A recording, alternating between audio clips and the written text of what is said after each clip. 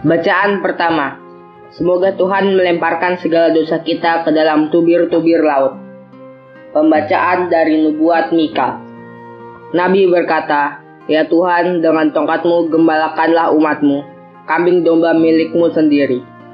Mereka terpencil, mendiami rimba di tengah-tengah kebun buah-buahan. Biarlah mereka merumput di Basan dan di Gilead seperti pada zaman dahulu kala. Perlihatkanlah kepada kami tindakan-tindakan ajaib seperti pada waktu Engkau keluar dari Mesir. Adakah Allah lain seperti Engkau yang mengampuni dosa-dosa dan memaafkan pelanggaran yang dilakukan oleh sisa-sisa miliknya sendiri, yang tidak murka untuk selama-lamanya, melainkan berkenan kepada kasih setia? Biarlah Ia kembali menyayangi kita, menghapuskan kesalahan-kesalahan kita, dan melemparkan segala dosa kita ke dalam tubir-tubir laut. Kiranya Engkau menunjukkan setiamu kepada Yakub dan kasih-Mu kepada Abraham, sebagaimana telah Kau janjikan dengan sumpah kepada nenek moyang kami sejak zaman purbakala." Demikianlah sabda Tuhan. Bacaan Injil. Saudaramu telah mati dan kini hidup kembali. Inilah Injil Yesus Kristus menurut Lukas. Para pemungut cukai dan orang-orang berdosa biasa datang kepada Yesus untuk mendengarkan Dia. Maka bersungut-sungutlah orang-orang Farisi dan ahli-ahli Taurat, katanya, "Ia menerima orang-orang berdosa dan makan bersama-sama dengan mereka." Maka Yesus menyampaikan perumpamaan ini kepada mereka. Ada seorang yang mempunyai 2 anak laki-laki. Kata yang bungsu kepada ayahnya, "Bapa, berikanlah kepadaku bagian harta milik kita yang menjadi hakku." Lalu ayahnya membagi-bagikan harta kekayaan itu di antara mereka. Beberapa hari kemudian, anak bungsu itu menjual seluruh bagiannya itu, lalu pergi ke negeri yang jauh. Di sana ia memboroskan harta miliknya itu dengan hidup berfoya-foya. Setelah dihabiskannya harta miliknya, timbullah bencana kelaparan di negeri itu, dan ia pun mulai melarat. Lalu ia pergi dan bekerja pada seorang majikan di negeri itu. Orang itu menyuruhnya ke ladang untuk menjaga babi.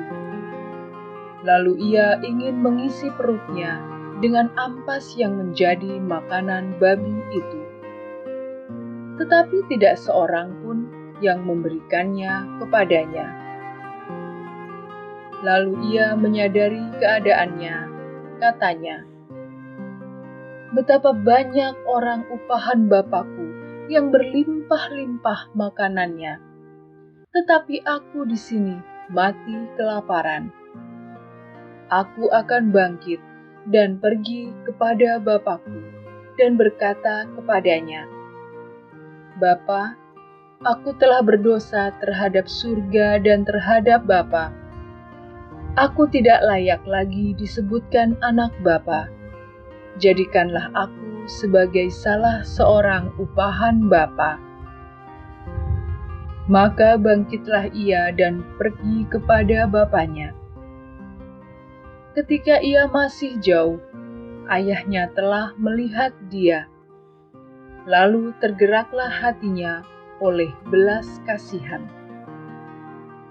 Ayah itu berlari mendapatkan dia, lalu merangkul dan mencium dia. Kata anak itu kepadanya, "Bapa, aku telah berdosa terhadap surga dan terhadap Bapa. Aku tidak layak lagi disebutkan anak Bapa."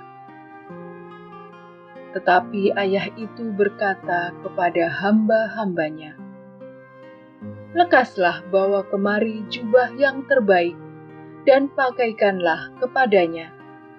kenakanlah cincin pada jarinya dan sepatu pada kakinya. Dan ambillah anak lembu tambun itu, sembelihlah dia, dan marilah kita makan dan bersuka cita. Sebab anakku ini telah mati dan menjadi hidup kembali. Ia telah hilang dan didapat kembali. Maka mulailah mereka bersukaria. Tetapi anaknya yang sulung sedang berada di ladang. Ketika ia pulang dan dekat ke rumah, ia mendengar bunyi seruling dan nyanyian tari-tarian. Lalu ia memanggil salah seorang hamba dan bertanya kepadanya, "Apa arti semuanya itu?" Jawab hamba itu, "Adikmu telah kembali, dan ayahmu telah menyembelih anak lembu tambun, karena ia mendapatnya kembali anak itu dengan selamat." Maka marahlah anak sulung itu, dan ia tidak mau masuk. Lalu ayahnya keluar dan berbicara dengan dia. Tetapi ia menjawab ayahnya, katanya, "Telah bertahun-tahun aku melayani Bapa, dan belum pernah aku melanggar perintah Bapa.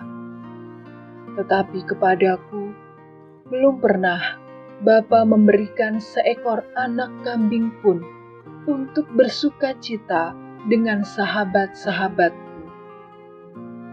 Tetapi baru saja datang anak Bapa yang telah memboroskan harta kekayaan Bapa bersama dengan pelacur-pelacur. Maka Bapa menyembelih anak lembu tambun itu untuk dia."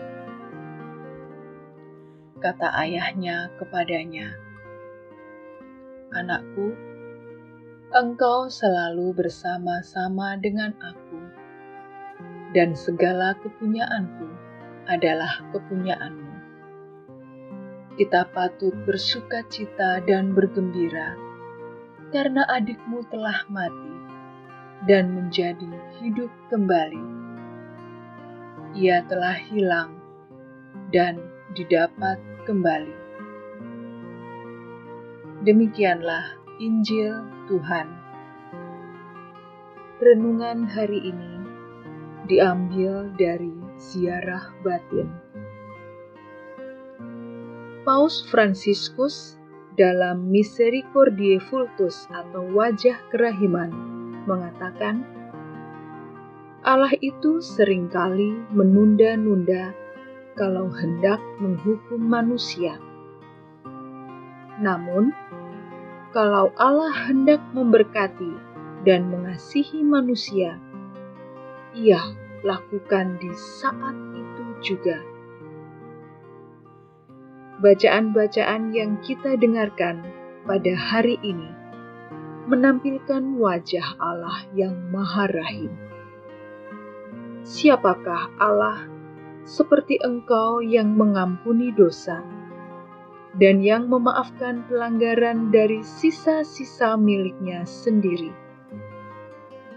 Ia adalah Bapa yang dengan setia menantikan anak bungsunya pulang. Apakah kita menyadari dan sungguh mengalami wajah kerahiman Allah? Wajah yang tak pernah kecut kepada kita anak-anak yang dikasihinya. Wajah yang selalu mengundang kita untuk bertobat. Wajah yang mengajak kita untuk saling mengampuni. Demikianlah pula dengan kasih-Nya, tidak sedikit pun berkurang. Oleh karena itu, kita harus berani pulang setelah kita pergi jauh dari Allah Bapa kita, seraya kita mengaku, Bapa, aku tidak layak lagi disebut sebagai anak Bapa. marilah kita berdoa. Ya Bapa, kami mau kembali menjadi anak-anak-Mu.